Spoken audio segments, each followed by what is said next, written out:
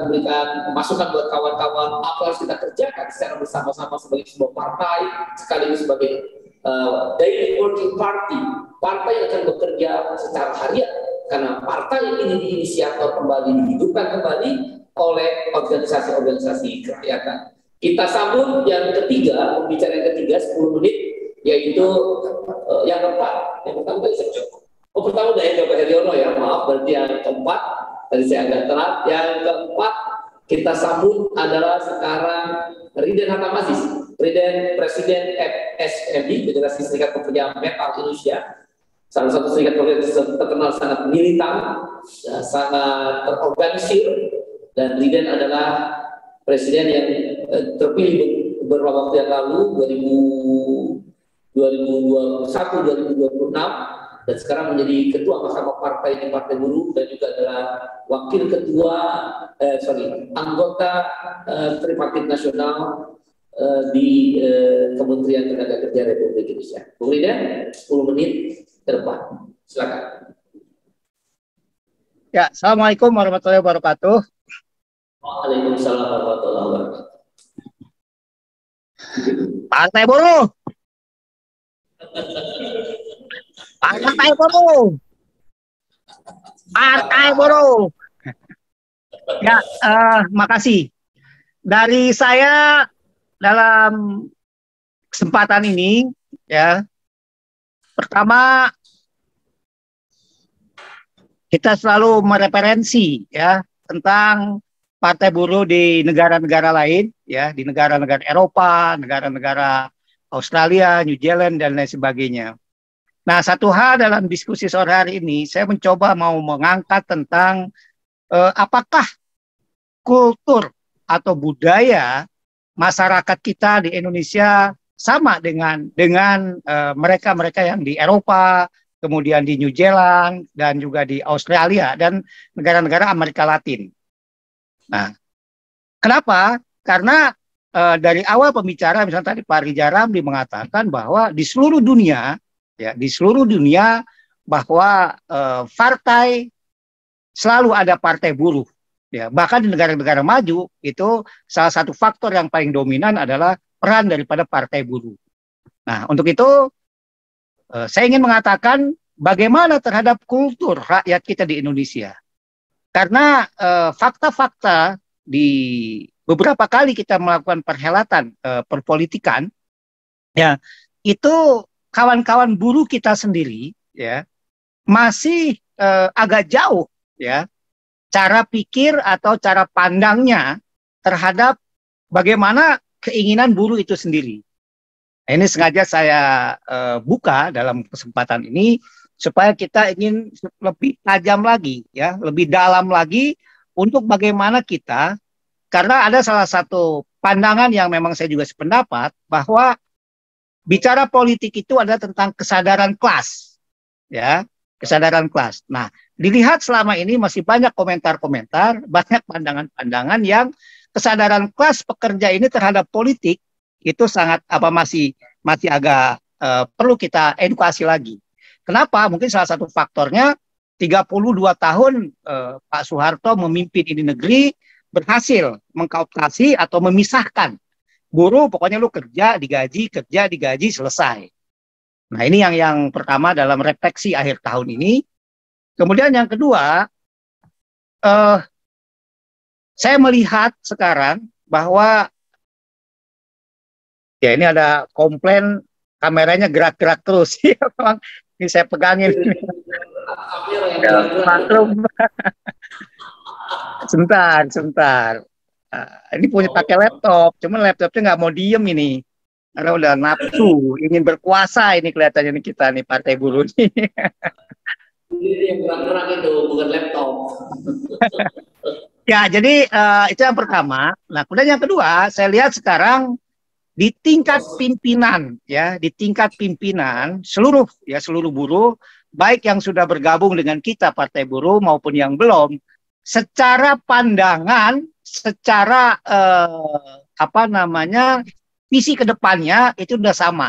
Saya mengatakan frame-nya sudah sama lah, ya. Tinggal bagaimana kita yang sudah terhimpun dalam Partai Buruh ini ya melakukan konsolidasi yang lebih meluas lagi, yang lebih luas ya.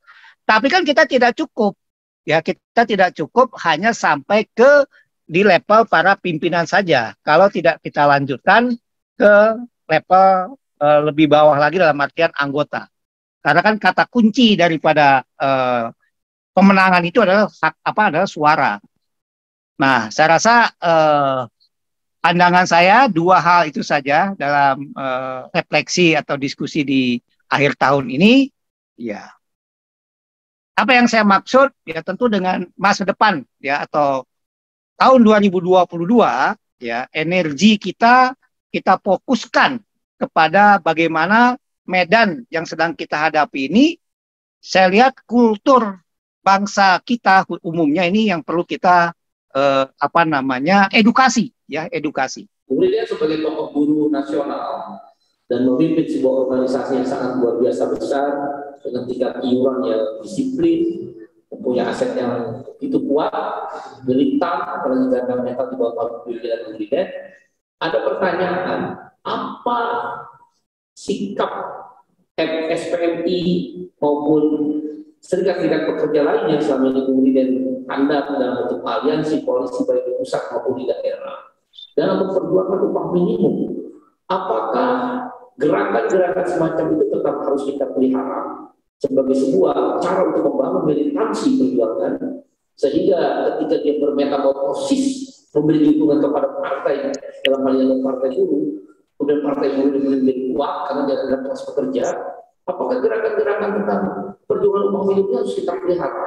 Dan yang kedua pertanyaannya, bagaimana cara Anda sebagai pemimpin buruh menghadapi sikap para gubernur yang keras kepala, terutama kita soroti gubernur Jawa Barat yang tiba-tiba memberikan alternatif upah minimum di atas 1 tahun yang tidak ada dalam undang-undang, tidak ada dasar hukum. Tapi ketika kita minta revisi di SK UMK-nya, gubernur Jawa Barat bilang melanggar undang-undang. Tapi tawaran yang diberikan juga melanggar undang-undang. Nah, itu bagaimana tanggapan Anda melihat itu? Begitu pula dengan gubernur Banten, bukannya mengadopsi dan berdialog dengan buruh, malah mempidanakan buruh dan bersikuku taat pada pemerintah pusat. Dan ada gejala di mana pemerintah daerah dalam ini gubernur takut tanda petik kepada pemerintah pusat khusus terkait dengan upah minimum. Apa yang Anda rasakan dan yang Anda bisa sampaikan dalam kesempatan ini? Silakan Bu Dirjen. Ya, terkait dengan pola untuk mengawal proses penetapan UMK sebagai serikat pekerja, sebagai gerakan buruh tentu tetap melakukan aksi-aksi pengawalan terhadap proses daripada UMK sendiri. Nah, justru dengan adanya partai politik nanti ke depan, ya partai buruh ini maksud saya, ini dominasi atau kolaborasi yang begitu kental nanti ke depannya dengan adanya partai buruh ini, maka antara gerakan di lapangan dengan gerakan di tataran kebijakan ini menjadi sinergi.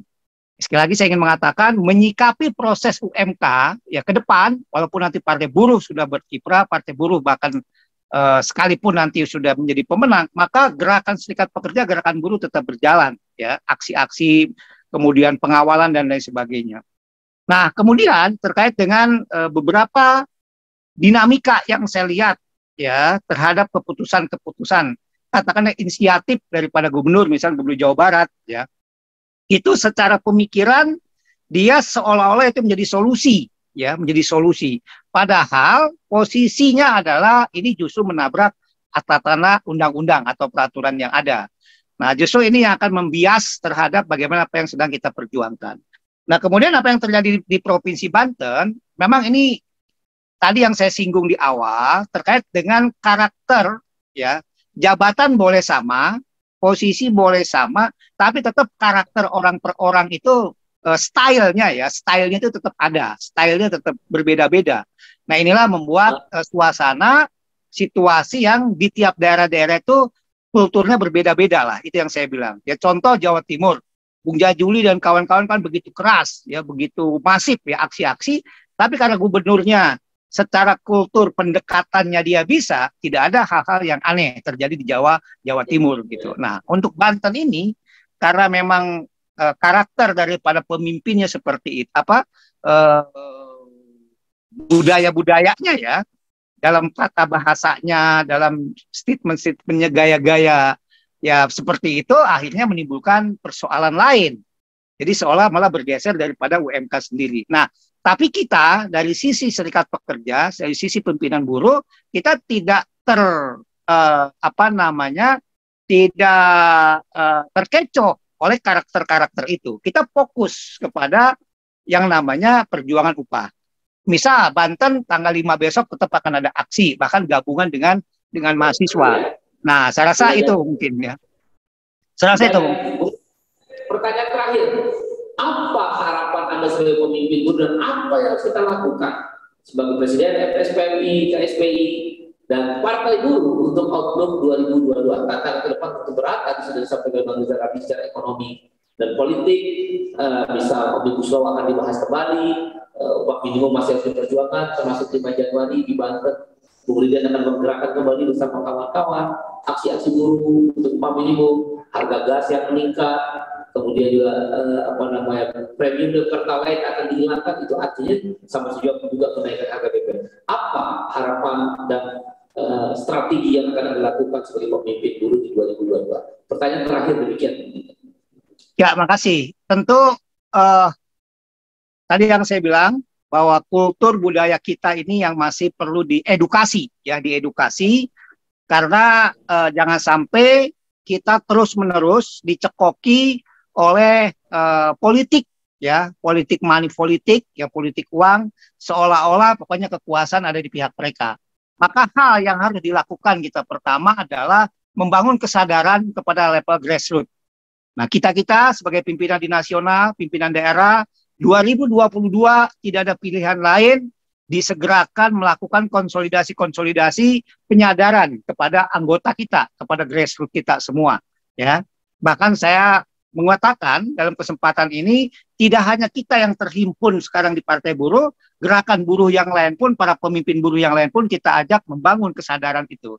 Kata kuncinya hanya satu, ketika anggota kita sudah sadar terhadap bagaimana peran politiknya itu, insya Allah yang tadi Pak Rizal Ramli mengatakan 3 besar dan segala macamnya itu bisa terwujud. Jadi kata kunci kita sekarang hanya satu, mari 2022 kita harus melakukan penyadaran politik kepada seluruh anggota kita. Demikian. Ya. Kesadaran politik dan juga tentu diiringi dengan kesadaran kelas agar isu-isu yang menjadi isu kelas pekerja bisa sampai. Dan selalu dimanapun seluruh dunia, para pemirsa, kawan-kawan semua yang menonton acara ini, Partai Buruh pasti akan berkuasa, tapi biasanya 3 putaran pemilu. Nah, titik tumpu kita sekarang adalah untuk menapaki dan menjajaki, memastikan bahwa kemenangan yang kita raih dimulai dengan hari ini. No or never, today or never. Sekarang atau tidak sama sekali, hari ini atau tidak sama sekali.